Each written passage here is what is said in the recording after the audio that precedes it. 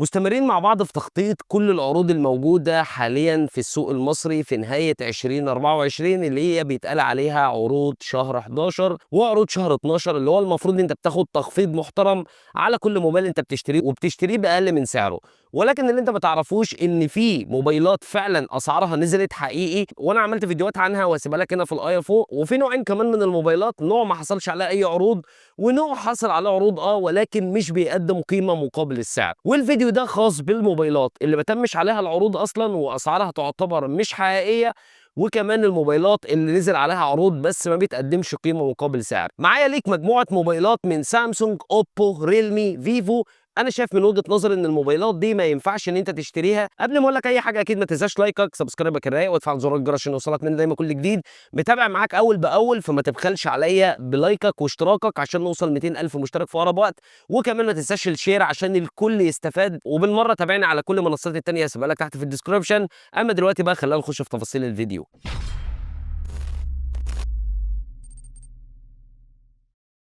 اهلا وسهلا بكم، انا محمد ودي قناه ام ريفيوز. وخلينا نبدا مع شركه سامسونج. واول موبايل انا شايفه من وجهه نظري ما فيش عليه اي عروض تماما، فيك، والعرض ده موجود على امازون، هو الاي 55.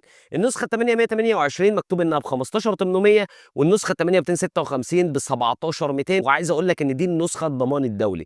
وحابب اقول لك بس قبل ما تتسرع، الاي 55 ال 8256 حاليا عند الشيخ ستور ب 15500 بدلا من ما انت بتشوفها قدامك على امازون ب 17200 وب 17300.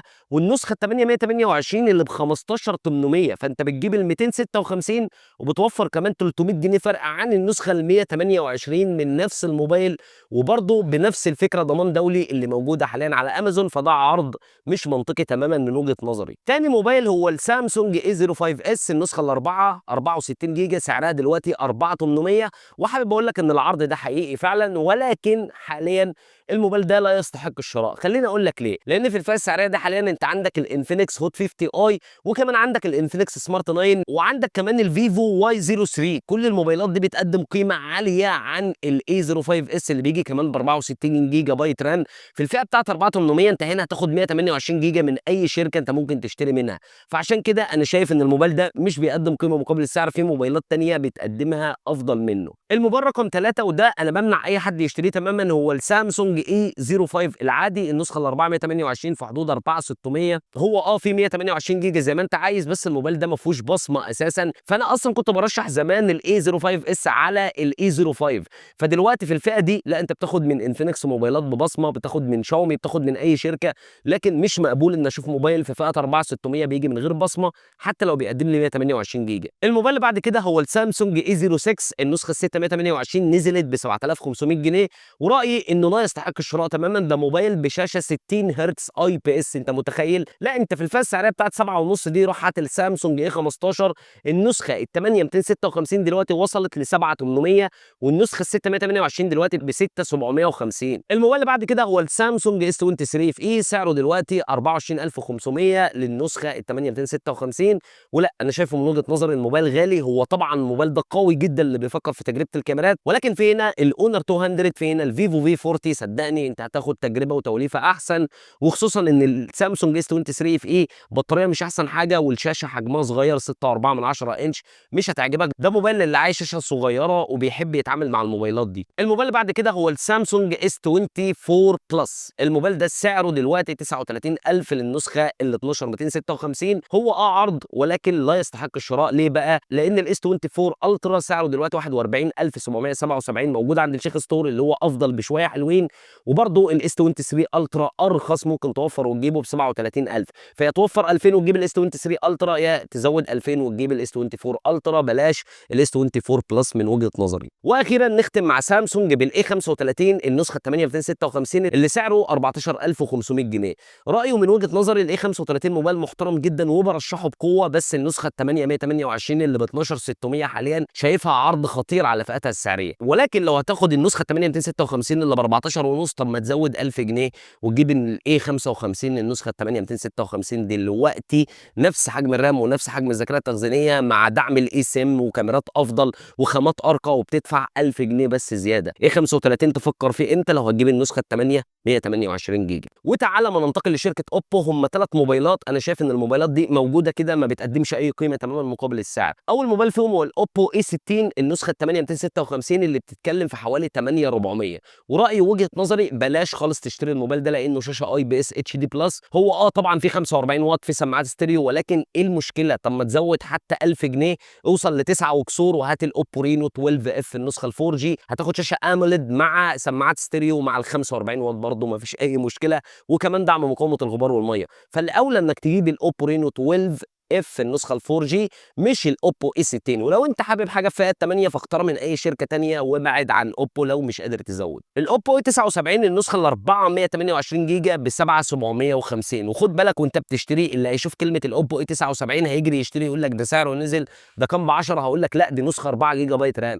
ولا ما انصحكش تماما انك تدفع اي فلوس، وخصوصا لو هتدفع 6 7 في موبايل 4 جيجا بايت رام. ما عادش الكلام ده دلوقتي. اقل حاجه لازم تاخدها عشان تكمل معاك لقدام 6 او 8 جيجا بايت رام. فسيبك خالص من الموبايل ده وحاول انك تزود وتطلع وتجيب الرينو 12 اف ال 4 جي زي ما قلت لك، او هات الاونر اكس 7 سي من شركه ثانيه، هات الاي 15، هات الريلمي سي 67. كل دي موبايلات افضل منه. واخيرا الاوبو اي 18 ب 500 النسخه ال 464. ورايي ان الموبايل ده لا عجبني النسخه ال 464 ولا عجبني النسخه ال 428. الكاميرات مش احسن حاجه، وتوليفه الموبايل على بعضها شايفها مش الافضل في فئاتها السعريه. انت عندك انفينكس هوت 50 اي، لو زودت شويه تجيب الاونر اكس 6 بي. ده انا عايز اقول لك ان الاي 05 اس اللي انا بقول ان الانفينكس واونر افضل منه هو افضل بالفعل من الاوبو اي 18. ده حتى الريلمي سي 61 افضل من الاوبو اي 18. فانا رايي ان لا مش احسن حاجه في فئته، وبتاخد 64 جيجا وبتدفع 5000 جنيه. هل انت متخيل انت بتعمل ايه في نفسك؟ تعال بقى ما ننتقل لشركه ريلمي ونبدا بالريلمي سي 61 وتحديدا النسخه 8256 اللي سعرها 6.5 دلوقتي. ورايي انت ليه؟ انت عندك ريلمي سي 65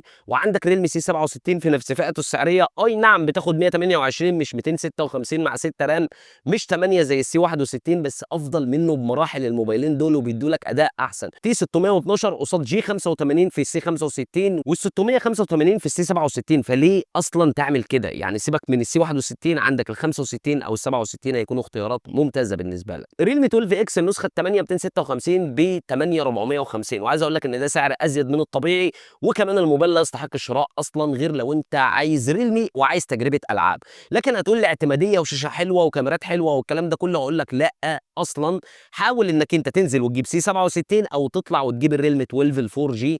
دول احسن اختيارين بالنسبه لي من ريلمي تحت 10000 جنيه. واخيرا الريلمي 12 برو النسخه ال 12 512 بيقول لك انه ب 17200. ورايي لا تماما ما تشتريش الموبايل ده. عندك الاي 55 ارخص، ولو عايز من ريلمي هات ريلمي 12 برو بلس ب 18 او ولا ب 17700 ولا ب 17800. يعني انت هتزود حاجات بسيطه جدا.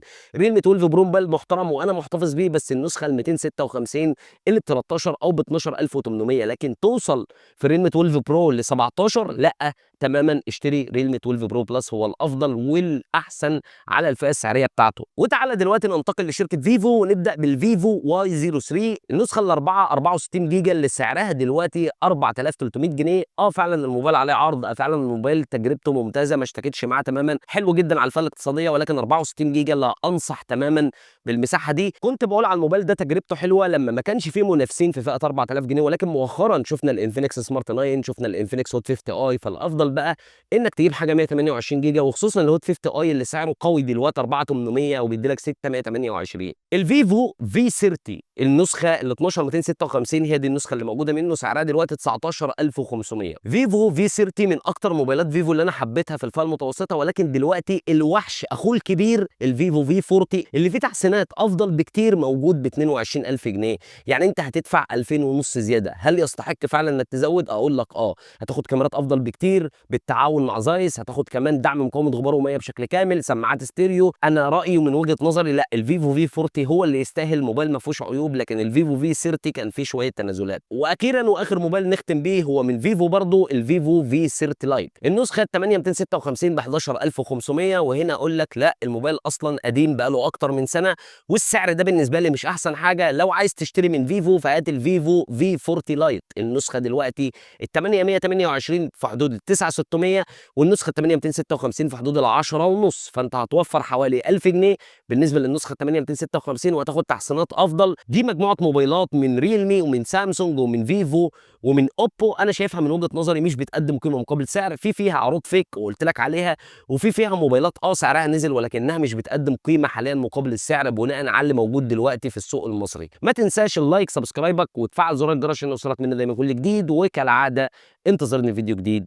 سلام.